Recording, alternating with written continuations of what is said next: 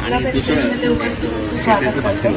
आज आपण फुलेवाड्यात उभे आहोत। महात्मा फुले हे समाजसुधारक सावित्रीबाई फुले आणि महात्मा फुले यांचे निवासस्थान होते। 1852 साली हा वाडा बांधण्यात आला। हा वाडा शहरातील एक महत्त्वाचे ऐतिहासिक ठिकाण आहे। वाड्याच्या अंगणात फुले यांचा पुतळा आहे। सावित्रीबाई फुले या एक भारतीय समाजसुधारक, शिक्षण तज्ज्ञ आणि लेखिका होत्या। सावित्रीबाई फुले त्यांचे पत्नी या दोघांनी 1 जानेवारी 1848 रोजी पुणे येथे भिडेवाड्यात मुलींची शाळा सुरू केली। 3 जानेवारी हा सावित्रीबाईंचा जन्मदिवस संपूर्ण महाराष्ट्रात बालिका दिन म्हणून साजरा केला जातो। सावित्रीबाई फुले यांच्या योगदानामुळे आज मी आणि माझ्यासारख्या इतर महिला उच्च पदावर शिकून चांगल्या पदावर कार्यरत आहेत। महात्मा फुले आणि त्यांच्या पत्नी सावित्रीबाई फुले हे दोघे भारतातील शिक्षण पद्धतीचे प्रणेते आहेत। महाराष्ट्रातील सामाजिक सुधारणा चळवळीतील एक महत्त्वाची व्यक्ती म्हणून फुले यांची ओळख। आता आपल्याला जे माहिती देणार आहेत राऊत सरांना तर आपण सगळे ओळखतोच, पण तरीही मी ओळख करून देते। इतिहास अभ्यासात प्राध्यापक रमेश राऊत सर महाविद्यालयात इतिहास विभागाचे प्रमुख व प्राचार्य पदावर कार्यरत आहेत। त्यांनी विनोबा भावे यांच्या भूदान चळवळीवरती डॉक्टरेट केले आहे। बालभारतीमध्ये कमिटी व्यक्ती कार्यरत आहे। सरांनी 9वी 10वी बालभारतीची पुस्तके लिहिली आहेत। हजारो अधिक भाषणे आणि पुस्तके सरांनी लिहिली आहेत। तरी सरांनी मी विनंती करते। मी कमला गोविंद फराडकर बोलतेय। मी सरस्वती मंदिर शाळेमध्ये होते बाजीराव रोडच्या। त्यावेळेला निरनिराळे कार्यक्रम करत असे। 26 वर्ष माझी सर्व्हिस तिथे झाली। तर त्यावेळेला मला असं बजावलेलं होतं की निरनिराळ्या प्रकारची गाणी तयार केली पाहिजेत, मुलांच्याकडनं बसून घेतली पाहिजेत वगैरे वगैरे। तर सावित्रीबाईंचा कार्यक्रम सुद्धा आम्ही तिथे करायचो। त्यांची जयंती वगैरे हे सगळं शाळेच्या नियमाप्रमाणे सगळं होत असे। त्यावेळेला केलेलं जे काव्य आहे ते पोवाडा केलेला होता, मुलांच्याकडनं बसून घेतलेला होता, बक्षीस मिळालं होतं वगैरे। तर काल हे पेपरमध्ये बघितल्यावर मला इच्छा झाली की आपण असं हे सादर करूया का म्हणून। आणि म्हणून मी यांना फोन केला, डॉक्टर राऊत सर यांनाही आणि कोटे सर। तर त्यांनी मला आता इथे परवानगी दिली। काही चूक झाली असली तर क्षमा करा। मी आरती म्हणण्याचा प्रयत्न करते। सर्वांच्या समोर सावित्रीबाई फुले एक प्रकारचं त्यांनी जे सगळं काही कार्य केलेलं आहे, खरोखरच देवी मानावं त्यांना। इतकं महान कार्य त्यांनी केलेलं आहे आणि म्हणून त्यांच्यावरती मी आरती केली होती। ती मला म्हणायला सांगितली आहे, ती मी म्हणते। जय देवी जय क्रांती ज्योती, सद्भावे सप्रेमे करीतो आरती। जय देवी जय क्रांती ज्योती, सद्भावे सप्रेमे करीतो आरती। दीनांची माऊली झालीस तू प्रगट, स्त्री मुक्तीसाठी तू केले बहु कष्ट। स्वतनू कष्टवनिया गुलामगिरी नष्ट, केलीस स्त्री जातीला सबला तू पुष्ट। जय देवी जय क्रांती ज्योती, सद्भावे सप्रेमे करीतो आरती। जय देवी मुठ माती देऊनी अंधश्रद्धेला, सनातनी दुष्टांचा निपात केला। तन मन धन वाही रे ज्योती सेवेला, ज्योतिबांस यत्ने पथ हा आचरिला। जय देवी जय क्रांती ज्योती, सद्भावे सप्रेमे करीतो आरती। जय देवी ज्योतिबांच्या मार्गी झालीस तू छाया, ज्योतिबांच्या मार्गी झालीस तू छाया, दीन दुबळ्यांवरती केलीस तू माया. स्त्री शिक्षित करण्यास तव कष्टविली काया, वंदित से कमलाई पवित्र तव पाया. जय देवी जय देवी जय देवी जय देवी जय क्रांती ज्योती, सद्भावे सप्रेमी करितो आरती. जय देवी जय देवी, बोला क्रांती ज्योती की, क्रांती ज्योती की. छोटे मॅडमनी मंजूळ आवाजात माझा परिचय करून दिला आणि खणखणीत आवाजामध्ये आरती ऐकली. तर म्हणजे मला माझ्या भाषणाच्या अगोदर अशा प्रकारच्या आवाजांची सवय नाही, हे अशा प्रकारच्या आवाजांची सवय आहे. त्यातले म्हणजे कॉलेजमध्ये असल्याचं सावित्रीबाई फुले आणि महात्मा फुले यांच्या कार्याचा आढावा घेण्यासाठी आज आपण सगळे जमलेलो आहोत. तुम्ही सगळे इथं आलात, तुमचं अगदी मनापूर्वक स्वागत. मी नेहमी अशा वेळच्या भाषणांची सुरुवात अशी करतो की गणेश राऊत आडनावचा माणूस प्राध्यापक व्हायचं खरं श्रेय जर कोणाकडे जात असेल तर ते महात्मा फुले, सावित्रीबाई फुले, डॉक्टर बाबासाहेब आंबेडकर आणि राजर्षी शाहू महाराज या भूमीमध्ये होऊन गेले, म्हणून गणेश राऊत नावाचा माणूस प्राध्यापक होऊ शकला, अन्यथा ते सगळं अवघड होतं. सावित्रीबाईंच्या अंगावरती दगड टाकणाऱ्या एकाही माणसाचं नाव इतिहासाच्या पुस्तकात नाही, परंतु त्यांच्या अंगावरती दगडमाती टाकणारे लोक इतिहासाने कायमचे बाजूला केलेले आहेत आणि ज्यांच्यावरती हा मारा झाला त्यांचं नाव मात्र एका विद्यापीठाला पुण्यामध्ये देण्यात आलं. तर हा एक दैवयोग असतो. त्या माणसाच्या कामावरती काय श्रद्धा आहे याचं ते सगळ्यात उत्तम उदाहरण आहे. आधुनिक भारताच्या इतिहासामधले हे पहिले पती पत्नी असेल की ज्यांनी स्वतःचं सगळं जीवन सामाजिक कार्यासाठी वाहून घेतलेलं आहे. तोपर्यंत सामाजिक कार्य ही जणू काही फक्त नवऱ्याचीच मक्तेदारी आहे. पुरुषाच्या लग्नामध्ये जसं बायकोनी हाताला हात लावून फक्त मग म्हणायचं आणि मग पुढे सगळं आयुष्यभर त्या नवऱ्याबरोबर सगळं काम करायचं असं चालायचं. अशा वेळेला महात्मा फुले यांनी गांधीजींच्या 100 वर्ष अगोदर, म्हणजे गांधीजींनी स्त्रियांना घराबाहेर काढलं, त्यांना स्वातंत्र्य चळवळीमध्ये त्यांचा सहभाग वाढवला. त्यांच्या पूर्वी जेव्हा समाज अत्यंत मागास अवस्थेमध्ये होता त्या कालखंडामध्ये महात्मा फुलेंनी सावित्रीबाईंना शिकवलं आणि नुसतं शिकवलं नाही तर त्यावेळेला असं मानलं जायचं की जर पत्नी शिकली तर नवरा मरेल. तर आता हे समाजामध्ये काय अंधश्रद्धा असतात त्याचा काही अंतच नाही, म्हणजे कुठल्याही प्रकारच्या अंधश्रद्धा असू शकतात.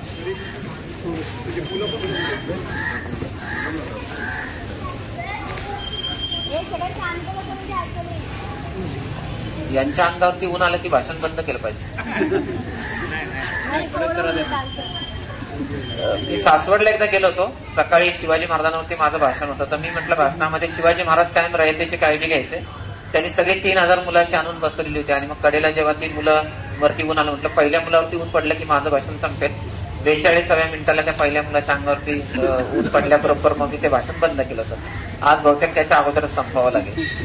तर सावित्रीबाईंचं वैशिष्ट्य असं आहे की त्या काळामध्ये ज्या अंधश्रद्धा होत्या त्याच्यावरती त्यांनी मात केली.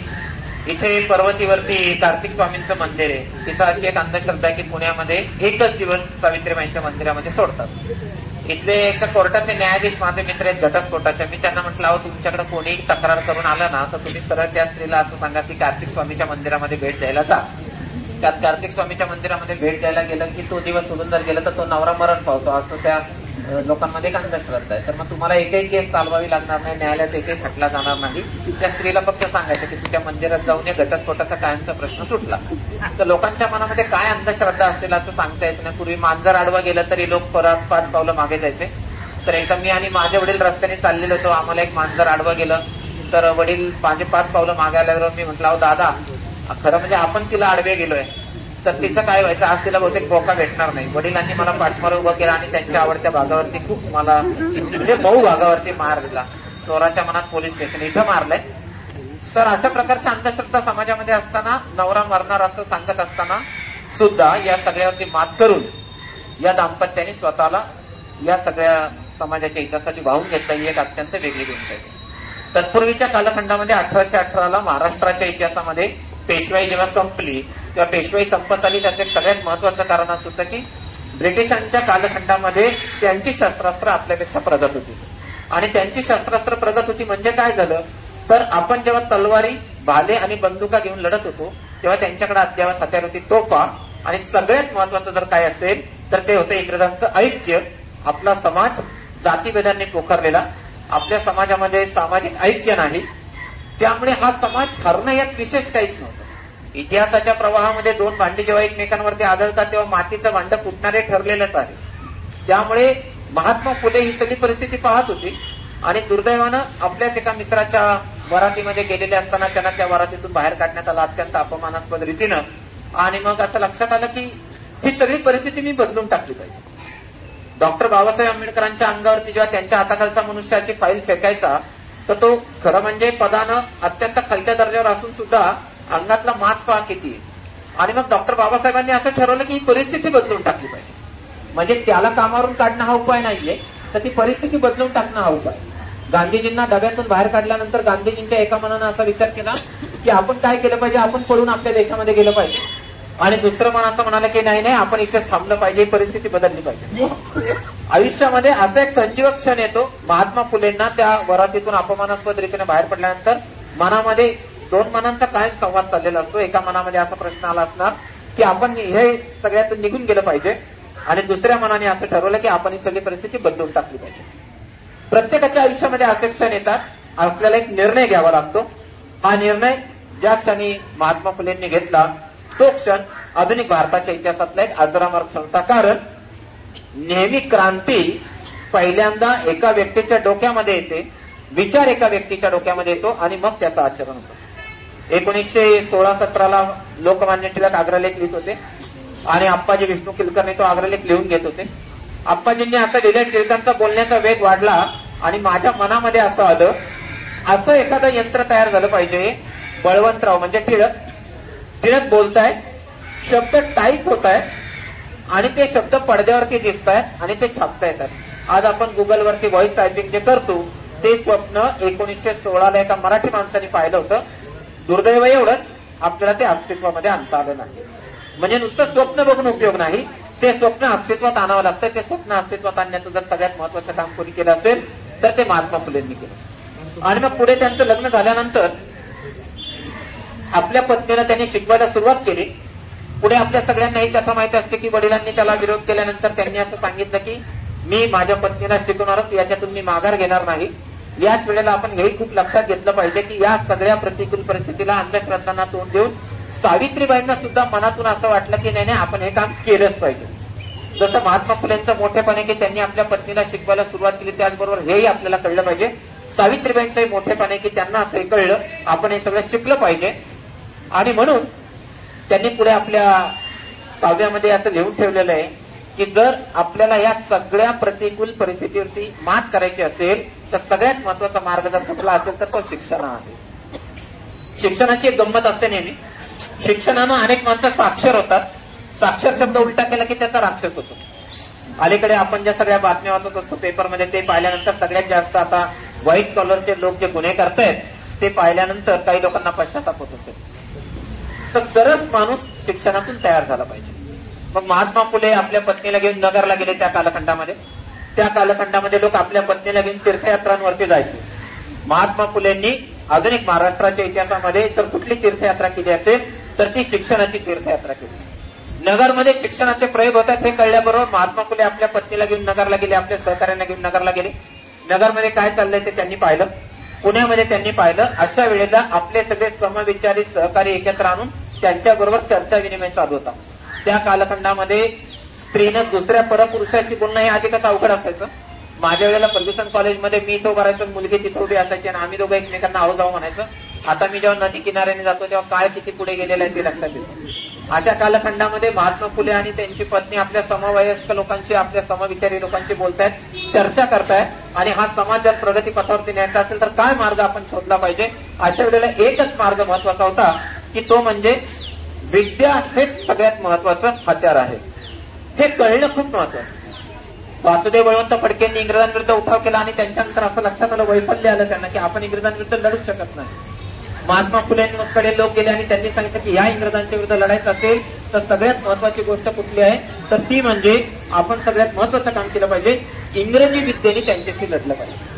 त्यामुळे आधुनिक भारताच्या इतिहासामध्ये इंग्रजी सर्वाधिक वाचलेलं, इंग्रजी सर्वाधिक पचवलेलं आणि त्या इंग्रजी सर्वाधिक पचवून त्याच्यातून ज्ञान निर्मिती करणारा आधुनिक भारताच्या इतिहासातला पहिला कोणी जर माणूस असेल तर ते म्हणजे महात्मा फुले आहेत. थॉमस पेनच्या विचारांचा त्यांच्यावरती प्रभाव होता आणि अशा वेळेला याच गंजपेठेमध्ये राहून त्यांनी काय केलं, त्यांनी सगळ्यात महत्वाची गोष्ट केली ती म्हणजे गुलामगिरी नावाचा जो आपला ग्रंथ आहे, हा गुलामगिरी ग्रंथ हा अमेरिकेतल्या विषमते विरुद्धच्या मानव मुक्तीच्या लढ्याला अर्पण केलेला आहे. आता आज मोबाईलवरती, व्हॉट्सअपवरती, गुगलवरती या सगळ्या गोष्टी कळणं हे अत्यंत सोपं काम आहे. त्या कालखंडामध्ये गंजपेठेमध्ये राहत असलेल्या माणसाला हे कसं कळलं असेल, अमेरिकेमध्ये हा लढा चालू आहे. त्याचं एकमेव महत्वाचं कारण असं की आपल्याकडे जी वर्तमानपत्र येत होती, आज आपण त्याला वर्तमानपत्र म्हणतो, खरं म्हणजे ती मतपत्र होती. दर्पण पहिल्यांदा इथं सुरू झालं आणि बातम्या पहा कशा यायच्या. मुंबईमध्ये जेव्हा रेल्वे सुरू झाली तेव्हा आपल्याच इथल्या ज्ञानप्रकाशनी छापलं होतं, बघा बघा बघा साहेबाची किमयालय न्यारी, बिन बैलाची धावती गाडी. म्हणजे तोपर्यंत आपल्या भारतीय लोकांनी कधीही हत्ती, रेडा, घोडा, बैल, मांजर, कुत्रा, लांडगा, कोल्हा, माणसं न जोडता गाडी पळतीये हे दृश्यच कधी पाहिलं नव्हतं. म्हणून रेल्वेचं वर्णन केलंय, अरे हा तर चाक्या मसोबा आहे, म्हणजे तो चाकावरचा मसोबा आहे. परदेशातून वर्तमानपत्र येत होती, परदेशातून मतपत्र येत होती, ती मतपत्र महात्मा फुले वाचत होते, त्याच्यातून स्वतःची जडणघडण होत होती आणि मग थॉमस पेनच्या विचारांचा प्रभाव त्यांच्यावरती पडला आणि त्यांनी जर सगळ्यात महत्वाचं काय केलं असेल तर समता हे जे मूल्य आहे, ते समता हे मूल्य स्वतःच्या मनामध्ये उतरवलं पाहिजे. हे कसं उतरवणार, तर त्याची सुरुवात आपल्या पत्नीपासून झाली पाहिजे. आपल्या पत्नीला त्यांनी शिकवायला सुरुवात केली आणि तिनं धुळाक्षर गिरवायला सुरुवात केली. ज्यांनी कोणी मराठी भाषेमध्ये अक्षर हा शब्द शोधलाय ना, तो खरं विद्वान असतो. अक्षर जे कधी नष्ट होत नाही ते. सावित्रीबाई वर्षानुवर्ष या संपूर्ण पिढ्यांवरच्या मनावरची धूळ झटकून त्या धूळ पाठीवरती नवीन अक्षर त्यांना गिरवायची आणि त्या शिकल्या. आणि त्या शिकल्यानंतर हा वाडा खरं म्हणजे चैतन्याचं, ऊर्जेचं केंद्र. या वाड्यात काय घडलं नाही तर आधुनिक भारताच्या इतिहासामध्ये या वाड्यामध्ये जेवढ्या घटना घडल्या ना, तेवढ्या तुम्हाला भारतातल्या अन्य कुठल्याही राज्यातल्या एकाही वाड्यामध्ये घडलेल्या दिसणार नाही. पुण्यामध्ये एकेकाळी शनिवारवाडा उभारला, त्याच रावबाजींनी पुढे थोरले बाजीरावांनी शनिवारवाडा उभारला, रावबाजींनी विश्रामबाग वाडा उभारला. नावातच वाड्याचं नाव काय आहे, कशासाठी बांधला असेल हे कळतं. या वाड्यामध्ये स्वतःच्या घरचा पाण्याचा आऊट खुला करणं असेल, मारेकरी अंगावर आलेले असताना त्या मारेकऱ्यांना शिक्षणासाठी प्रवृत्त करायचं आणि त्यातल्या एकाला पंडित करायचं, ही घटना जगाच्या इतिहासात कुठेही घडलेली नाही. ती फक्त महात्मा फुलेंच्या जीवनात घडली. हा मारेकऱ्याचं हृदय परिवर्तन, आपल्याला वाल्याचा वाल्मिकी झाल्याची कथा माहित असते, परंतु या पद्धतीनं त्याचं मत परिवर्तन करायचं, त्याला काशीला पाठवायचं, त्यांनी शिकायचं आणि त्यांनी पुन्हा महात्मा फुलेंच्या चळवळीमध्ये सहभागी व्हायचं. ही सगळ्यात मोठी गोष्ट. कृतज्ञता हा मानवी जीवनातला सगळ्यात मोठा धागा असतो, तो महात्मा फुलेंनी त्यांच्या सगळ्या कृतीमध्ये जपलेला आपल्याला दिसतो. आपल्या पुण्यामध्ये 2-3 हौद आहेत. काळा हौद आहे, जे घटना घडली ती आपल्याला माहितीये. अनेकदा इतिहासकार लिहित असताना त्या स्त्रीचं पाऊल वाकडं पडलं असं लिहितात. त्या इतिहासकारांना खडसावून विचारलं पाहिजे, पाऊल काय एकट्या स्त्रीचं पडलेलं नाहीये, त्याला सगळ्यात जो जबाबदार आहे ना पुरुष, त्याला कोणीच दोष देत नाही. कारण सगळ्यात महत्वाचं कारण असं आहे, बहुसंख्य इतिहासाची पुस्तकं पुरुषांनी लिहिलेली असतात. ती ज्यावेळेला स्त्रिया लिहितील तेव्हा ती इतिहासाची पुस्तकं बदलतील. आपल्याकडे कायद्याची पुस्तकं सगळी पुरुषांनी लिहिलेली आहेत म्हणून पुरुषांना त्यांनी झुकतं माप दिलं. तीच पुस्तकं जर स्त्रियांनी लिहिली असती तर कदाचित 500 घरातला नियम पुरुषांसाठी आला असता, तर तो पुरुषांनी उरलेल्यांना लावला. त्यामुळे महात्मा फुलेंनी आपली जी सगळी संस्था आहे, आपल्या आजूबाजूला असणारे लोक आहेत, तर एक उदात्त हेतू मनामध्ये ठेवून हे सगळं काम केलेलं आहे.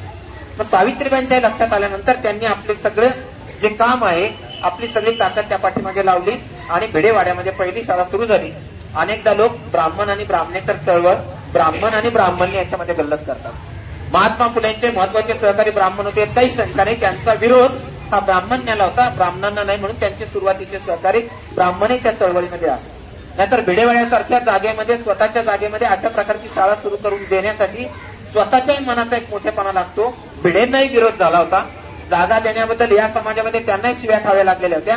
अशा वेळेला महात्मा फुलेंच्या पाठीमागे ठामपणे ते उभे राहिले. पुढे ती शाळा तिथे उभी राहिली. ती शाळा जर अमेरिकेमध्ये असती ना, तर ती शाळा त्यांनी जपली असती. ती शाळा बघायला जगभरातून हजारो लोक गेले असते. तिथे त्यांनी हजारो डॉलर्स खर्च केले असते. आपलं दुर्दैव आहे, आपल्याला भिडेवाडा जपता आला नाही. आता तो सगळा भुईसपाट झालेला आहे. आता त्याच्यावरती जी सगळी इमारत उभी राहील त्याच्यानंतर आपण तिथे जाऊ. मला आपल्याला कल्पना नाही की आता तिथे नक्की काय उभं राहणार आहे. महात्मा फुलेंनी आपल्या मागे जो वारसा सोडला तो हा वारसा सोडला की सामाजिक चळवळ करायची असेल तर त्या सहकाऱ्यांचा मुळात विश्वास जिंकून घ्यावा लागतो. म्हणून आधुनिक भारताच्या इतिहासामध्ये पहिला महात्मा ही पदवी जनतेने उत्स्फूर्तपणे जर कोणाला दिली असेल तर ती महात्मा फुलेंना दिलेली आहे. कालच भुजबळ साहेबांचं विधान असं आहे की भारतरत्न, पद्मश्री, पद्मभूषण खरं म्हणजे जनता जेव्हा स्वेच्छेने एखाद्या माणसाला पदवी देते ना ती त्याच्या कार्याला दिलेली सगळ्यात मोठी पावती असते जे महात्मा फुलेंनी इथं घडवून दाखवलं. त्यामुळे या वाड्यामध्ये आज आपण इथं आलेलो असताना आता आपण जेव्हा आतमध्ये जाऊ तेव्हा आपल्याला महात्मा फुलेंचा हस्ताक्षर पाहायला मिळेल, त्यांचं मृत्यूपत्र पाहायला मिळेल आणि या माणसाने आधुनिक भारताच्या जडणघडणीमध्ये काय योगदान दिलं तर धनंजय कीरांनी जे महात्मा फुलेंचं चरित्र लिहिलेलं आहे त्या चरित्राचा शीर्षकच मुळी आमच्या समाज क्रांतीचे जनक महात्मा फुले असं दिले. आमच्या समाज क्रांतीचे जनक हे शीर्षक तोपर्यंत कुठल्याही पुस्तकावर तुम्हाला पाहायला मिळणार नाही आणि ते मोकळेपणाने योगदान, मोकळेपणाने क्रेडिट त्यांना दिलेलं आहे. दुसरी अत्यंत महत्वाची गोष्ट अशी जगाच्या इतिहासामध्ये कुठेही न झालेला एक संप महाराष्ट्रामध्ये घडवून आणला तो म्हणजे नाभिकांचा संप होता. पूर्वीच्या कालखंडामध्ये काही विशिष्ट जातींमध्ये स्त्रियांना त्यांचा नवरा मरण पावल्यानंतर केशवपन करावं लागायचं. खरं म्हणजे भारताच्या इतिहासामध्ये सती गेल्याची अनेक उदाहरणे आहेत परंतु सता गेल्याची क्वचितच उदाहरणं सापडतील. मी तर आज ताग्यात वाचलं नाही. खरं म्हणजे हा नियम पुरुषांना पण लागू करायला होता. बायको मरण पावल्यानंतर नवऱ्याने सुद्धा सता जायला हवं होतं म्हणजे कळलं असतं काय वेदना असतात.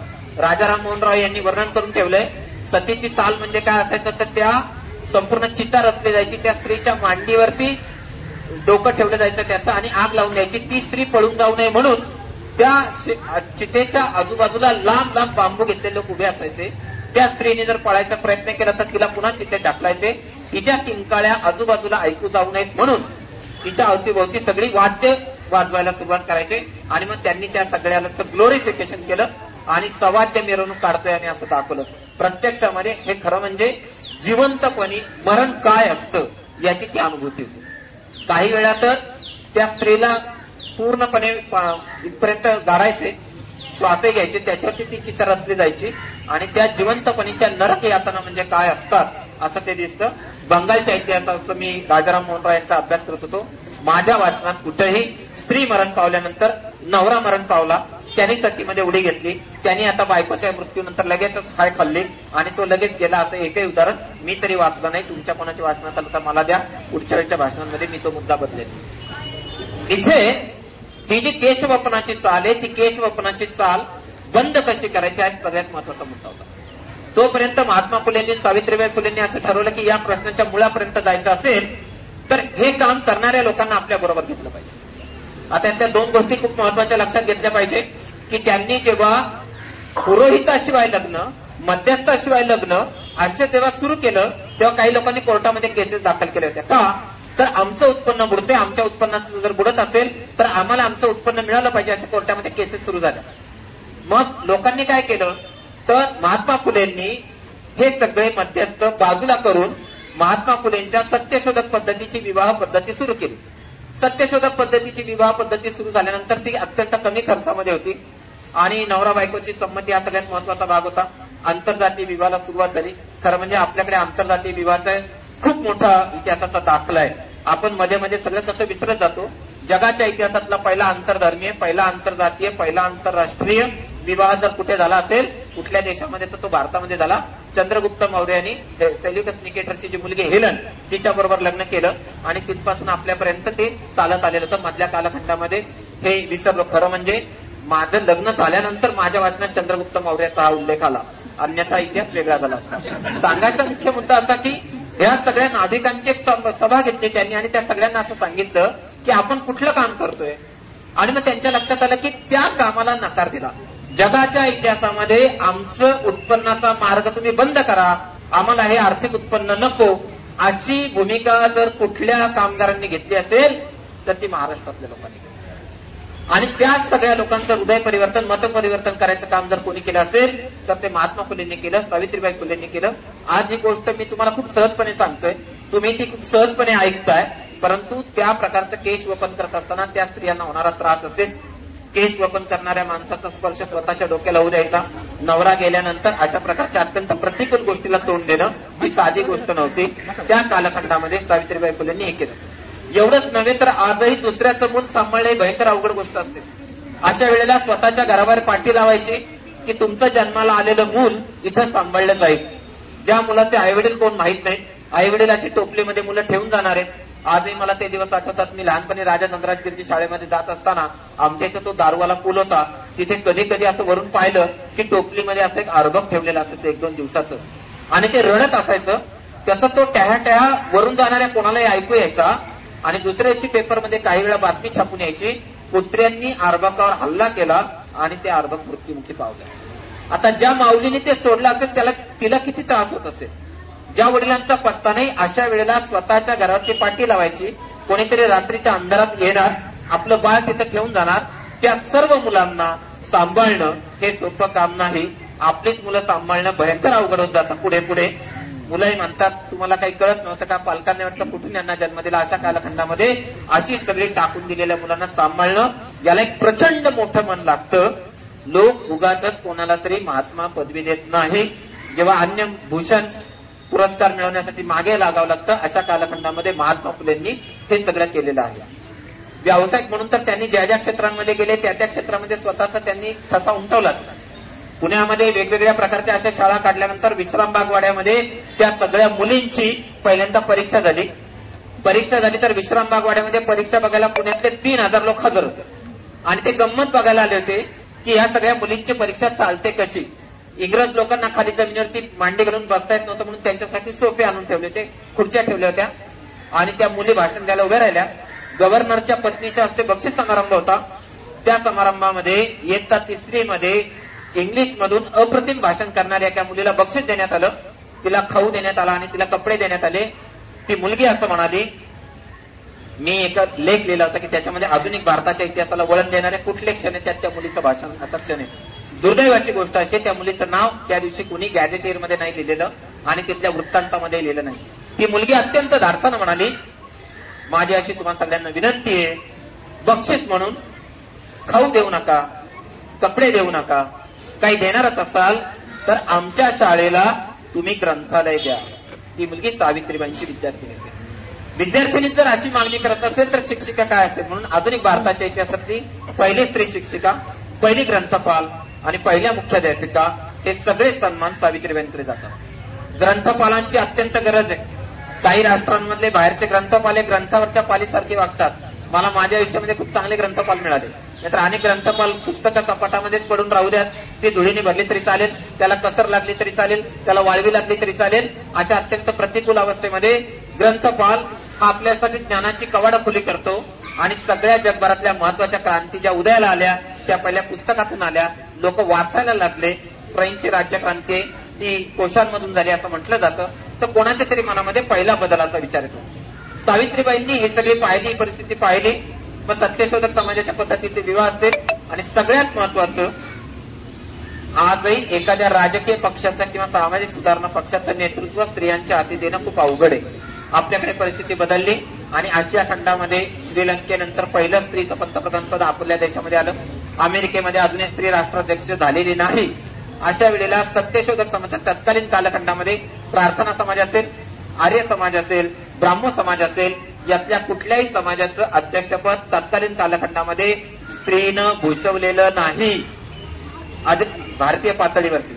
अशा वेळेला सत्यशोधक समाजाचं अध्यक्षपद सावित्रीबाईंनी भूषवलं.